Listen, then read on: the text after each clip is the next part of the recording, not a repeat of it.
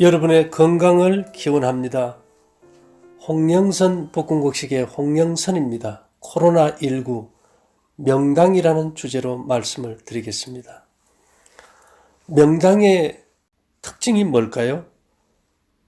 굶주림이나 싸움 등의 염려가 없고 세상의 여러 재앙 질병이 침범하지 못하는 피난처이며 자손이 창성하는 곳으로 생각되는 지역입니다.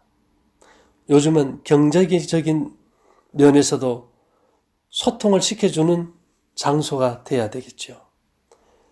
정감독에는 이러한 곳을 10곳을 정해서 십성지라고 했습니다. 격암유록 마룬론에 보면요, 불로불사할 수 있고, 다시 말하면 사람이 늙거나 죽지 않고 신선이 될 수 있는 약이 물이 올라가고 불이 내려오는 마을에 있네, 이런 말을 했습니다. 다시 말하면 수승화강이라는 것은 터에 있다는 뜻이죠. 터가 좋지 않으면 병이 온다는 겁니다. 살아자수 소두무족 해야자라는 말이 있습니다. 나를 죽이는 자는 누구인가? 소두무족의 재앙이 오니 이것이 나를 죽이네. 소두무족, 머리가 작고 발이 없는 이 미물의 재앙, 다시 말하면 코로나19와 같은 바이러스를 지칭합니다. 이 바이러스는 사람을 가리지 않지 않습니까? 면역력이 없으면 그냥 죽게 되죠.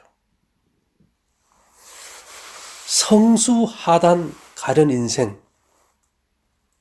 말세성군 용천박이라는 말이 있습니다. 성인의 수명이 이렇게 짧다니 가련한 인생들이여, 말세성인 박씨가 하늘로 오르네. 말세성인 박씨가 누굴까요? 의로운 자도 수명이 짧아지니 이 가련한 인생들이 되어버렸는데요. 말세성인 박씨가 답이라는 겁니다. 성씨박을 지칭하지 않습니다. 이 박자를 보면은 나무 목자의 전복자입니다. 다시 말하면 점을 치는 신목이라는 뜻이죠. 마을나무나 당산나무로 자리 잡고 있는 팽나무를 가지고 박수라고 합니다. 이 팽나무는요, 누기 있는 땅과 마른 땅의 경계에 살면서 음양을 맞춰주는 나무입니다. 신령스런 나무라는 뜻이죠. 이 나무의 기운을 받아가지고 사람들의 생사화복을 점쳐주는 남자를 우리가 박수무당이라고 하는데요. 이 박수라는 이 뜻은 팽나무를 뜻합니다. 예전부터 이 팽나무는 인간에게 신목으로 인식되었던 나무라고 봅니다. 수승화강, 늙거나 죽지 않고 신선이 될 수 있는 약, 이것을 우리 몸에 이루는 것이 굉장히 중요하죠. 수승화강은 물이 올라가고 불이 내려간다는 뜻이 아니라 물과 같이 찬 기운은 올려야 하고 불과 같이 뜨거운 기운은 내려야 한다는 뜻입니다. 두한종렬에서는 머리가 차고 발이 따뜻하게 만들어주라는 뜻입니다. 발이 시릴 때 뜨거운 걸 대면요, 땅구멍이 열리면서 속에 열기가 빠지고 냉기가 들어와서 발이 더 시려버리죠. 겨울에 우리가 찬물에 손발을 넣으면 처음에는 시리다 못해 끊어질 것 같지만 좀 지나게 되면 어떤 현상이 일어납니까? 머리 쪽에 뜨거운 피가 손발 끝으로 몰리면서 손발에 열이 나고 또 손발에 냉기가 내려가면서 머리가 시원해지지요. 이것을 우리가 두한조결이라고 말합니다. 자, 중요한 것은 기에 있어서 수승화강이 우리 몸 안에서 이루어져야 되는데요. 우리 몸의 위쪽에는 자연히 열이 모이고 아래쪽에는 찬 기운이 모이게 됩니다. 위쪽에 뜨거운 기운이 몰리거나 아래쪽에 찬 기운이 몰리면 같은 기운끼리 모이게 되어 병이 생기게 되므로 뜨거운 위쪽에는 찬 기운을 보내야 하고 찬 아래쪽에는 뜨거운 기운을 보내야만 병을 예방할 수 있다는 뜻입니다.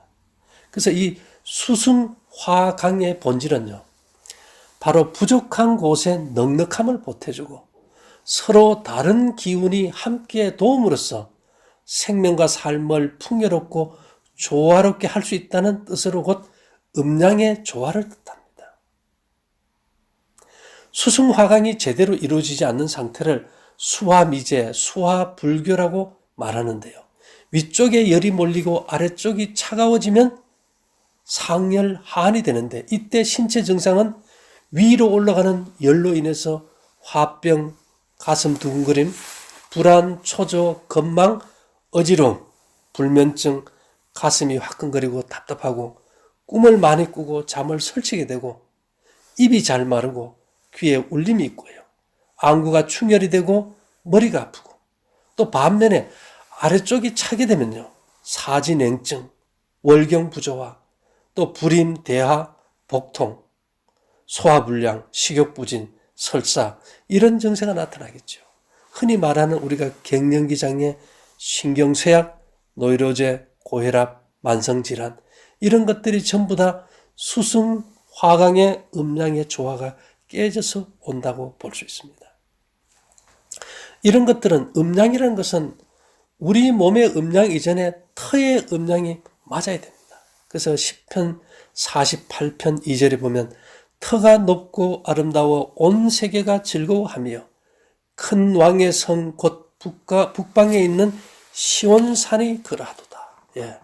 터가 높고 아름다워 온 세계가 즐거워하며, 여러분들의 집터, 우리 몸의 터를 이렇게 음양이 잘 맞는 무국의 성지로 만드는 것이 중요하다는 겁니다.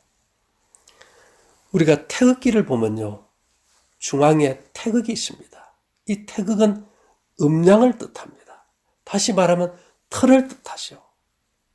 그래서 이 왕도 왕궁의 자리에 터가 중요했기 때문에 이 태극의 모양을 옥으로 만들어서 고곡이라 해서 신라 왕관에 이렇게 여러 개를 붙여놓은 것을 볼 수 있습니다. 다시 말하면 견과류 중에 캐슈넛 모양을 띠고 있다고 보면 됩니다.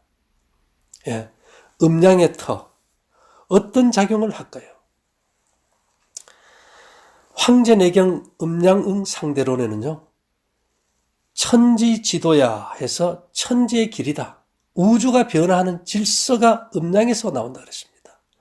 그 다음에 만물지강기, 삼라만상을 통제하는 기강이다. 음양은 삼라만상의 핵심이 되는 뼈대이다. 그 다음에는요, 변화지부며, 변화를 일으키는 부모이다. 음양은 모든 변화를 일으키는 원리이다 했습니다. 그 다음에 생살지본시, 탄생과 죽음의 근본과 시작이다. 살리고 죽이는 것이 음양에서 나온다. 그 다음에 신명지부야 해서 신명이 깃드는 집, 음양은 모든 신비의 조화가 들어있는 창고이다. 마지막으로 치료 필구업은 병을 치료하는데 반드시 근본, 음양에서 구해야 한다. 인간과 삼라만상의 병은 반드시 음양의 조절을 통해서 고칠 것이다 이랬습니다. 코로나19로 우리가 너무나도 위기와 어려움을 당하고 있습니다. 이 팽나무, 음양을 맞춰주는 이 팽나무는 봉숭아와 짝입니다. 우리 봉숭아 손톱에 물들이는 꽃 아시죠? 조선시대에 가장 많은 소송 중에 하나가 묘토에 관한 것입니다. 명당이면 다른 사람의 선산에도 씀으로 인해 가지고 이 소송이 끊이지 않았다고 하죠. 부모에 대한 효의 예이기도 하고, 또한 발복, 자손이 운이 트여 복이 닥치게 하기 위해서 이 터에 관한 여러 가지 사건들이 이어졌던 것을 우리가 볼 수 있습니다. 지금 여러분들의 집터가 명당이라는 근거를 우리가 찾을 수가 없습니다. 만일 여러분들이 터가 있는 시골에 산다면 집터 조금 멀리 해서 나무가 커지면은 이것이 그늘을 지을 수 있겠죠.